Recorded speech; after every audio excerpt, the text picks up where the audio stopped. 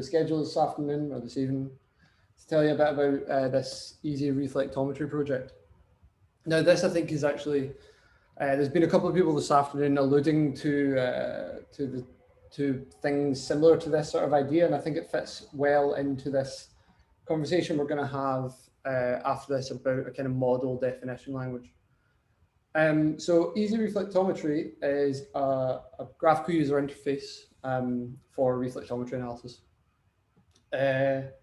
It's part of this Easy Science project that's been run out of ESS. So for the past couple of years, the DMSC at ESS has been developing this easy diffraction code, which is kind of a nice user interface for doing diffraction analysis. And one of the things, so over the past month and a half, so this is the contributors graph for the GitHub for EasyReflectometry app. So we started working on it on the 2nd of May. It's now the 17th of June. So for the past month and a half, we've been working on trying to create a similar software package for reflectometry, and specifically just for specular reflectometry. And this has led to EasyReflectometry, and this is the web page that we've got. We recently built this web page.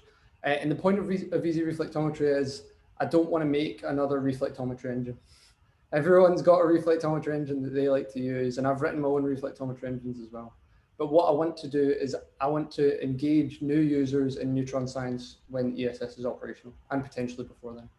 And one of the ways that I think that we're going to do that is by creating an easy to use, straightforward graphical user interface that can bring people into reflectometry. We can also do things like, if we have an easy to use, straightforward graphical interface for creating our models, we can have it output a model definition file and take it over to Refl1D and do some really cool dream fits, or take it to RAT and do some Bayesian analysis. So this is the web page. There's some general features and stuff like that. As I say, this has been in development for a month and a half. And so currently I've implemented 2 reflectometry engines in it. We currently have RefNX, which I implemented first because I know RefNX code quite well.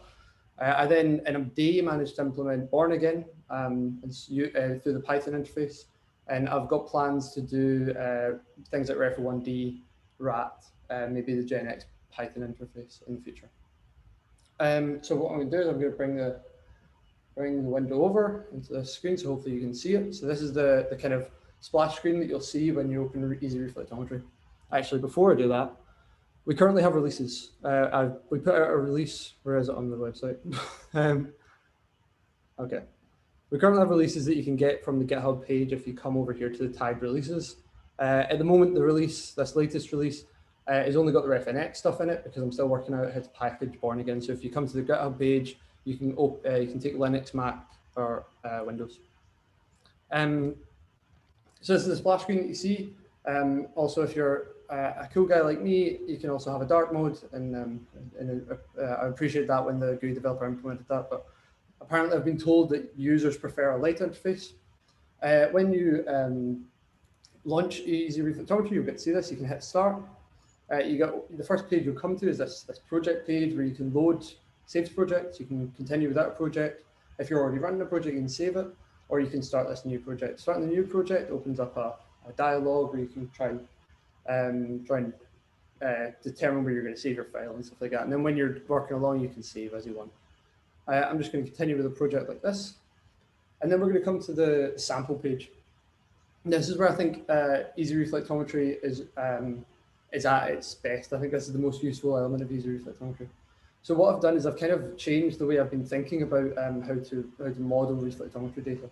Because if I'm wanting to get new users on board, I don't want to have to explain to them that they, for example, I come from a phosphonated background, I don't want to have to explain to them that they have to write a custom model and translate the description of a phospholipid into an SLD profile. So what we've got for EasyReflectometry is we've got what we call the model editor. The model editor lets you put in items, and each of those items has a type associated with it. At the moment, I've got 2 types available. I've got multi-layer, and as you can see, I've got one layer in my multi-layer.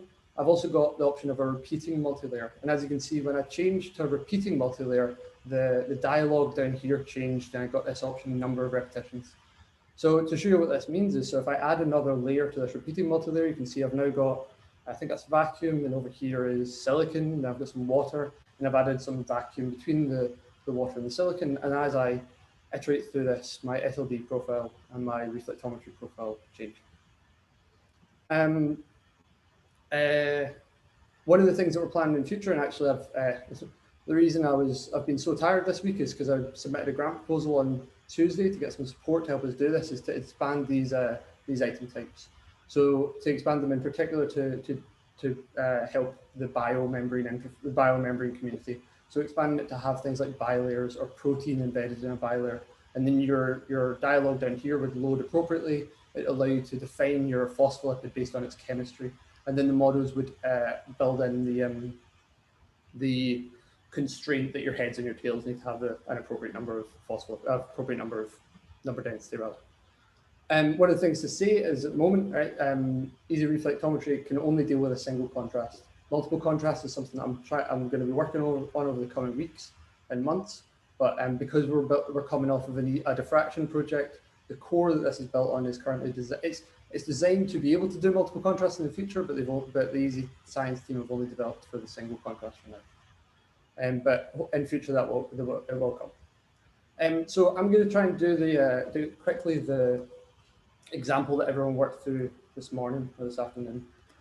And so I go to my materials editor, which at the moment I can define my materials in terms of SLD and ISLD. I'm working on implementing polarization, so you'd be able to define it in terms of a magnetization as well. And that would be the case. You can go to advanced controls, click polarization, and those options would become available in the materials editor as appropriate.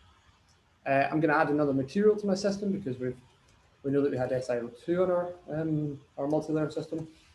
And so we can add that as well.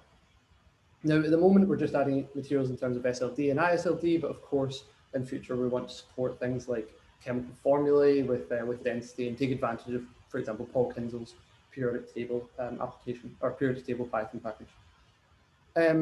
So I've defined all the materials I want to define today, so I can hide this away and have a wee bit more room to work. So I'm going to first of all look at my superphase. Well, my superphase, we're going to define as two layers. We're going to have our silicon, and we're going to have our silicon dioxide. And because I've got this kind of multi-layer editor thing, I can just call them the superphase, and I can branch them all together. I can group them together. I'm going to put in some starting values, and actually I stole these starting values out of Andrew Nelson's RefNX documentation. So I'm going to start with a silicon oxide layer of 30 angstroms and a roughness of 3. I'm then going to have my film layer. I want to select my material, so my material will be a film. And as we saw, we'll start with 250 and we'll stick with a roughness of 3 for that.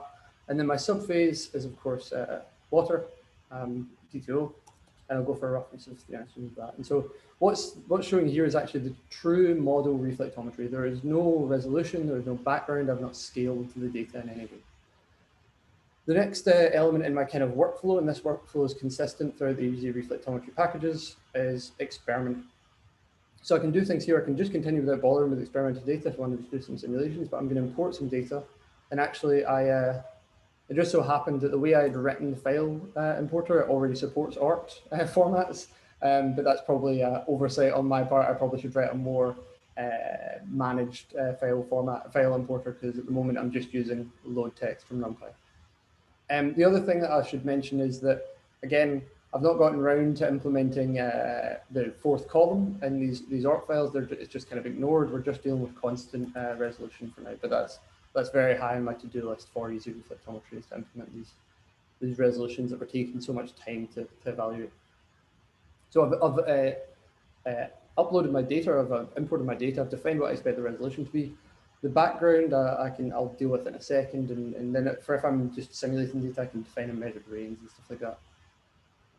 And we can now go to the analysis tab. So the analysis tab, we have all of the parameters that we're dealing with.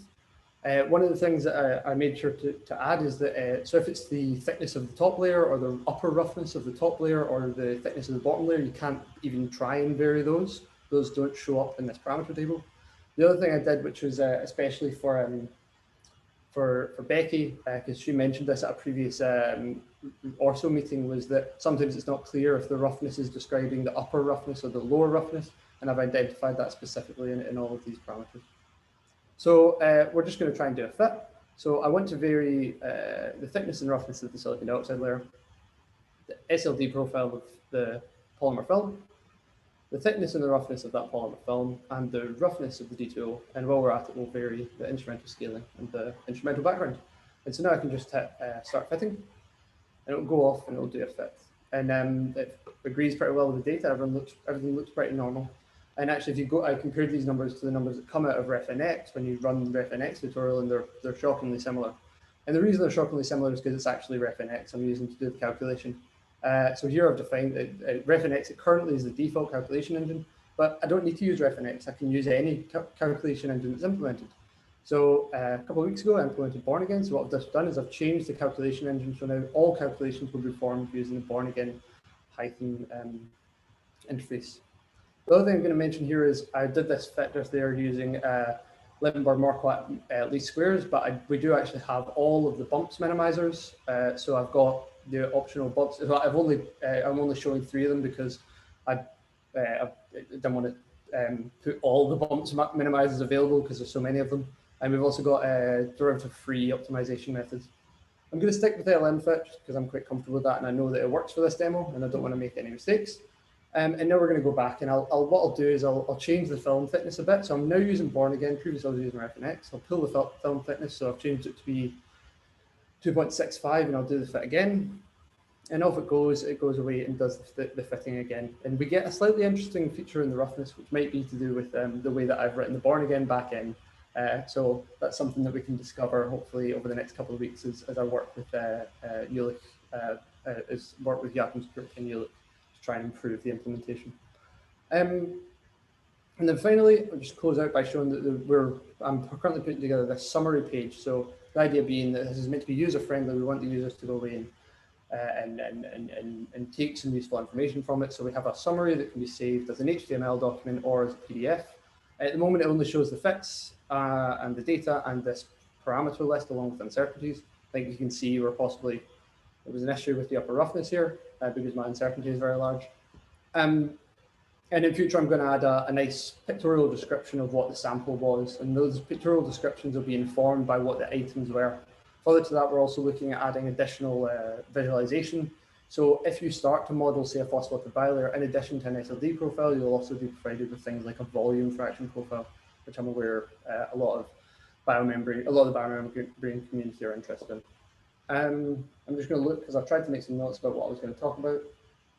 Looks like I think I've covered everything and I'm exactly on time. So I'll be happy to ask questions.